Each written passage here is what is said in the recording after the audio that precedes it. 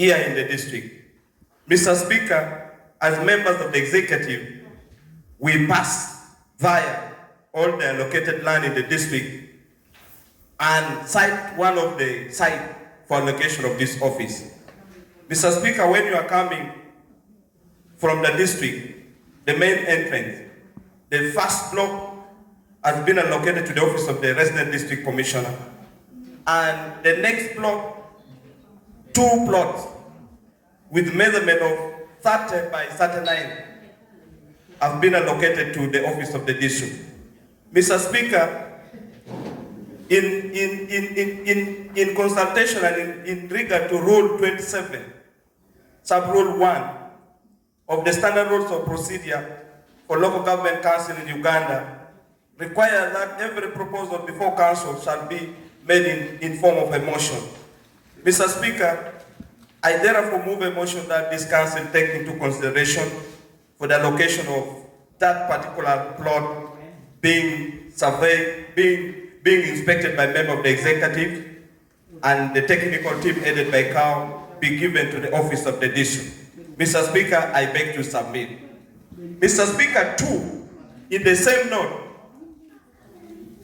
Mr. Speaker, allow me lay the first item, then I will raise the next item.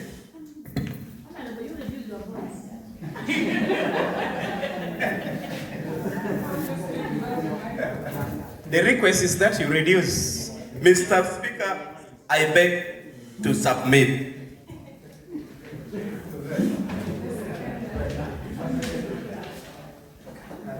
I am happy to second the motion moved by Secretary for Production. The motion is moved Mr. Speaker, on the second note, and seconded, yes. on the second note, Point of procedure. Mr. Speaker, we should not let it to be a repeat of when someone is bringing his motion. He has it alone. Let him give up the document. Yes, Mr. Secretary. Where are the copies? Where are the copies? Mr. Speaker, in the table of the clerk to council, we have a draft allocation of that plot, and I want to appeal to clerk to distribute to members, but the motion are here with me. Mr. Speaker, on the same note, I want to move a motion that this council also consider the allocation of land meant for the charge for prison warders. Mr. Speaker, we are aware that the same premises that were being given to the church for their prayers has already been taken by the Minister of Justice, where they are constructing the administrative block for High Court of Uganda. Mr. Speaker, as the executive, we sat and cited the plot, a land behind. Point of procedure. Mr. Speaker, I want to thank the Secretary who is presenting 2 motions at the floor. Mr. Speaker, the other time you talked about the omnibus motion. That overloads this procedure and 1 permit. So every motion takes care of itself. Let's first conclude with the allocation of land for the office of the district. Then we go to the other. Mr. Speaker, I think that I want to appreciate members. Mr. Speaker, if you rightly observe from the beginning, this council have a goodwill. The challenge we are facing, that for a land to be allocated, we had a lot of time. Because first of all, the responsible committee should have inspected this land. We have not had the favor to receive from the executive, the secretary responsible to this department, an update of the free land. When you share with us an update of the free blocks, then the council, because the district has what we call a physical plan. What if we are now locating a church where we should not have a church? What if we are placing an institutions where our physical plan is not appreciated? So I think it is good practice that we have a procedure in giving out the asset of the district. I would think that the secretary first embrace this council on available lands, available plots, and the step they have taken as executive, and then they brief the council of what they have picked. But now it raises a lot of questions from honorable members. It's a good idea, but I think the process raises questions. Thank you. Yes. Speaker, sir, we have discussed about this water system. I stand here to embrace the idea. Let us go on. Thank you. Hey, Mr. Speaker, you're eliminating people. You don't want other people to talk. No. Yes, I've been raising here since morning. I am going to give you all the We know opinions. that you're going to give us all the opportunity, but you will be the last person to rule. So let us talk. I will rule on the favor of council members. Okay. What has been brought on board, I want also to say something.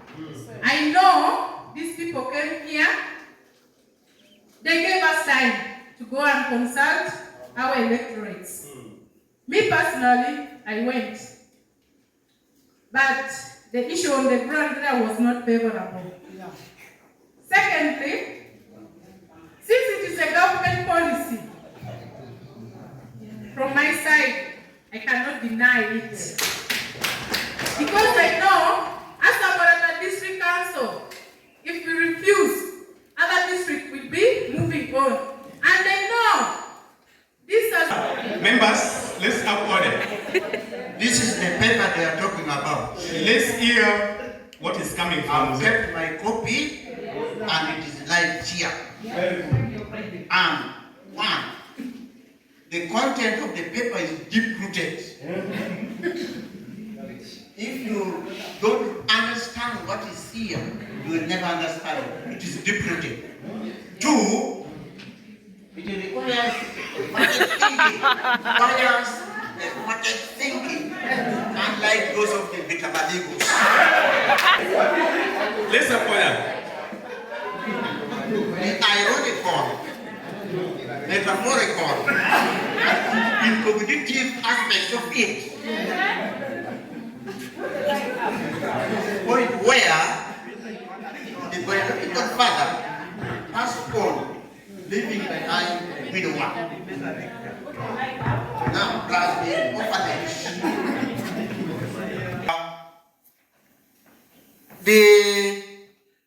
The widower may still have the interest from volcanic eruption or the fiancé.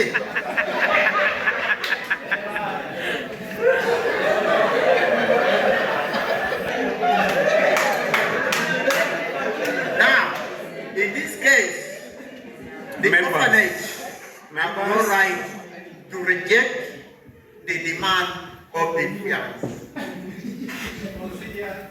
Mr. Speaker, sir, the Constitution of the Republic of Uganda on page 28 says preservation of the public property and heritage is very clear.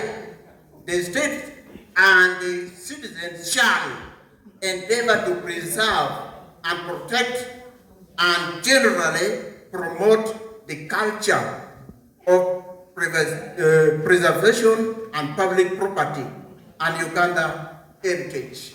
In other words, here in the Constitution, it is very clear that the word shall here is used to mean a must, which is a compulsion, or in another way it is, you cannot refuse what is in the Constitution against what we are now as local level government councillors. Yes, thank you for that submission. Still in the Constitution and the functions of the government. Point of order. Okay. So, Order, President. Honorable. Mr. Speaker, to me as a member of this country, if you have written a document to read before us, please give us time to digest matters of public interest. Mr. Speaker, I attended a seminar that was called by the people from the ministry in this hall. Mr. Speaker, a point in place under community-based maintenance system. Why I was shocked in my first statement. What they presented to us, they were saying area service providers will be contracted to operate and maintain all the water facilities in our areas. How can the word contracted come when they're not tendering out our water sources? Please, let us be focused. Let's not take this for granted because of your self-interest. We have vulnerable people who cannot afford buying water. That's why in the first place we were provided with boreholes to serve our communities. Yes. We have a monitor. You give us enough time, we pray. We go consult thoroughly. We should not be forced. Personally, Members, I'm not yet convinced until further consultation with my people. Thank you. Members.